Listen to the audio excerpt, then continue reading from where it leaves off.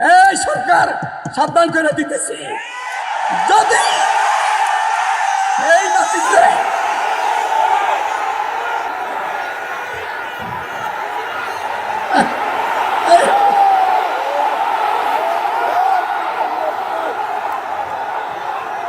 আমি শেষ করে দিতেছি। শুনো, এই সরকার যদি এই বেদবকে বাংলার মাটিতে আনতে চায়, এই সরকারেরও পালায় বাড়বে। সেদিন 24 তারিখে বাবু সালামে আমাদের সেগুলা দিস বাড়িদার ওবায়দুল্লাহ ফারুক সাহেবকে বলছিলাম, দাওয়াত দিলেন সারা দেশকে দিলেন, কিন্তু সময় দেরি করে দিলেন। এই দাওয়াতটার ব্যাপারে আমি কাকরাইল গিয়েছি, আমি বিভিন্ন সময় হাইয়াকে বেফাতকে কাকরাইলকে বলেছিলাম এই সাহেবের ফেতনা দিন দিন বাড়তেছে। কাকরাইলে 3টা নাপাক আছে, কাকরাইল 3টা নাপাক আছে। নাপাক যদি কুয়ায় পড়ে যায়, তাহলে কুয়ার পানি 40 বালতি ফালাই দিলে কুয়া পাক হয়ে যায়। আগে নাপাক ফেলাইতে হবে, আগে নাপাক ফেলাইতে হবে। ওয়াসিম নাসিম ইউনুস এই 3টা নাপাক কাকরাইল, এই 3টাকে যদি 2018 সালে বের করে দেওয়া হইতো, আজকের সরারদি ময়দানে আমাদের আসতে হইতো না। সেই সময় শুনি নাই, এখন শেষ কথা হইল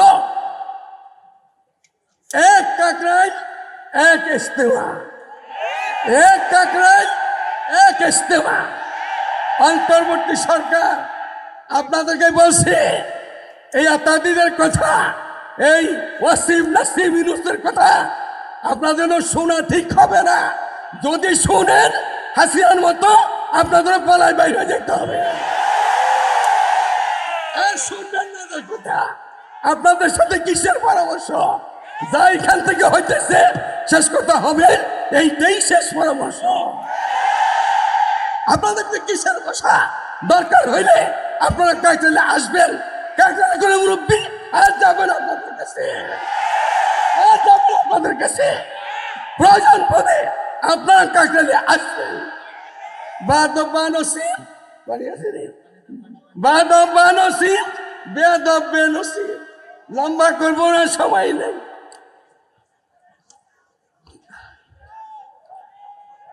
এই কাজের শুরু যিনি করছিলেন তিনি হযরতজি বড় হযরতজি রহমতুল্লাহ আলাইহি, মানে ইলিয়াস রহমতুল্লাহ আলাইহি, তার সুযোগ্য সন্তান, তার উনি একক আমির ছিলেন, তার সুযোগ্য সন্তান হযরত মাওলানা ইউসুফ সাহেব রহমতুল্লাহ আলাইহি দ্বিতীয় হযরত জি, তার আপন ভাইরা হযরত মাওলানা এনামুল হাসান সাহেব রহমতুল্লাহ আলাইহি তৃতীয় হযরত জি।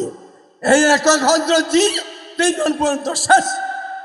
এরপরে এই কাজের দায়িত্বভার শুরাই নিজামে হয়েছিল মানে জুবারুল হাসান সাহেব রহমতুল্লাহ আলাইহি। এই জুবাইর হাসানের ভাতিজা হইল আপন খালাতো ভাইয়ের ভাতিজা এই সাদ। সাদের বাপের নাম হারুন, হারুন সাহেবের ছেলে সাদ। এই সাদে আল্লাহ, আমি আর বুঝি যাইতেছি না, সকলেই বলেছেন আল্লাহর নবীদের সাথে বেয়াদবি করছে।